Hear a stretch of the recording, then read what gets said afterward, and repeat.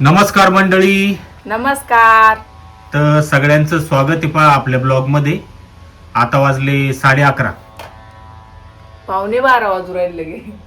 11:15 वाजू राहिले आणि आम्ही सीताच्या घरात न्यारी करायला बसलो, कारण इथं झोका बांधलेला आहे स्वामिनीचा. तर या न्यारी करायला काय काय मेनू दाखवतो मी तुम्हाला. ही रातची डाळ आहे उडदाची. हा, हिला आम्ही आता मस्त तूप टाकून गरम करून घेतलं बघा ते. हा, या गवाराच्या शेंगा आहे. आपल्या वावरातल्या गवाराच्या शेंगा, आपल्याच वावरातल्या भेंड्या. हा, आणि मिरची उकडलेली. तर असा बेत आहे जेवणाचा. टाक बर मला गरम गरम. तुम्हाला माहिती सोनू पप्पा, काल मी लिंबू मिरची केली ना, तर माझ्या चॅनलवर व्हिडिओ टाकेल मी लिंबू मिरचीचा. तू प्रमोशनच करायचं तुझ्या चॅनलचं. बस परमोशन नाही हो सोनू पप्पा, परमोशन नाही. मग आपली आयडी छोटी आहे ना, मला बी वाटतं तुमची एवढी मोठी व्हाव. तर बदा बदा तूप टाकला आम्ही याच्यात. सध्या आम्ही दुकानचं तूप खातो. हे सरस्वती काहीतरी आहे ब्रँड. गाईचं. हा, गाईचं.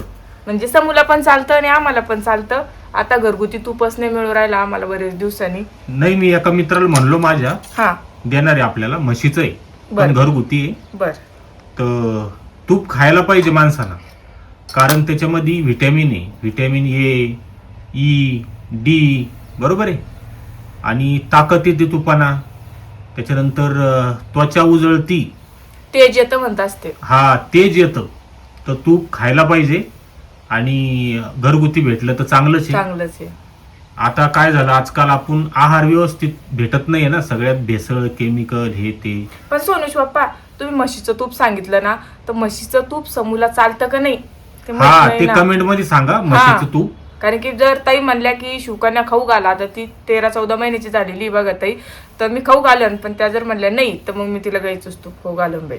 हा, तर असा मेनू आहे मस्त जेवायला. तुम्हाला माहिती का, सोनूची मम्मीने पा कसं चुरून घेतलं. मला चुरूनच आवडतं. आणखी एक गोष्ट सांगायची ताईला, आपल्या वरातले भेंड्या आणि गवार जशी जशी निघू राहिली ना, तर आम्ही बिलकुल अशी म्हणजे हुस देऊन नाही राहिलं, त्याला वाढूच नाही देऊ राहिलं. कवळ्या असल्या कस तोडून आणू राहिलो. आता शेंगा बघा किती कवळ्या आणतोय आम्ही. हा, एकदम म्हणजे कवळे. 2-3 दिवसाला भेंड्या आणि गवार जसं जसं तोडलं ना त्याला जास्त येतं म्हणते, आणि निब्बर झालं तर कमी पडतं. त्याच्यामुळे आम्ही 2-3 दिवसाला तोडून आणतो. आणि कवळी भेंडी अजून चवदार लागते खायला. हा, तर भारी मेनू आहे. आणि भूक बी लय लागलेली आहे. भूक बी लय लागलेली, वाचले भारी ओराला डाळीचा. तर या सगळ्यांनी जेवायला. आणि मी असे छोटे छोटे व्हिडिओ टाकणारे 2-2, 3-3 मिनिटाचे. मोठा व्हिडिओ एडिट करायला काढायला त्याला काही होईना, पण टाकत राहू, बरोबर आहे का नाही. 2-3 का होईना दिवसाचे, 2-2, 3-3 मिनिटाचे. तर सपोर्ट करा. हा, आणि सोनूच पप्पाचे व्हिडिओ बघायचा. माझ्या बी चॅनलवर जाऊन बघा. सोनूची मम्मी लिंबूची रेसिपी, लिंबू मिरचीची रेसिपी टाकेली. हा, आणि एक सांगायचं राहिलं, ज्यांना मूळव्याधीचा त्रास आहे, पोट वगैरे साफ होत नाही, त्यांनी तुपाचा वापर करा जेवणात. कोमट पाण्यात टाकून प्या सकाळी, बरोबर आहे. माहिती चहात काढा. पण टाकून पिला तरी चालते. हा, त्यांना पोट वगैरे साफ होतं व्यवस्थित, आतड्याला मुलायमपणा येतो, बरोबर आहे का नाही. बरोबर आहे. तर तूप खाणं खूप गरजेचं आहे. आता तुम्ही माणसांना पैसे नाही, हे नाही, ते नाही, थोडंफार तर खायला पाहिजे, बरोबर आहे का नाही. या जमान्यात असं कोण नाही की पैसे नाहीये. आमची परिस्थिती गरिबीची बी होती, तेव्हा बी आम्ही खात होतो थोडंफार का ना. हो. आणि तर तेव्हा आम्ही एवढी भरणी आणत होतो. पण हा, 100 रुपयाला वगैरे यायची. पण तुरीच्या वरणावर वगैरे खायचो. पण इकडे तिकडे दवाखाने भरल्यापेक्षा आपण स्वतःची काळजी घेतली, न्यूट्रिशन घेतलं. म्हणजे दवाखान्यात आपण एका चक्राला गेलो की 200-300 रुपये लागते. तेवढ्याची बरणी आणली, ती आपण हप्ताभर खाल्ली तर पुरती. आपल्या आरोग्यासाठी खायला पाहिजे. फक्त ज्यांना काही कोलेस्ट्रॉलचा त्रास आहे, काही हे काय म्हणते त्याला, फॅटी लिव्हर वगैरे, ज्यांना चालत नाही त्यांनी ना खाऊ. जे सदृढ आहे, बरोबर आहे, त्यांनी खा. चला मग जेवून घेतो.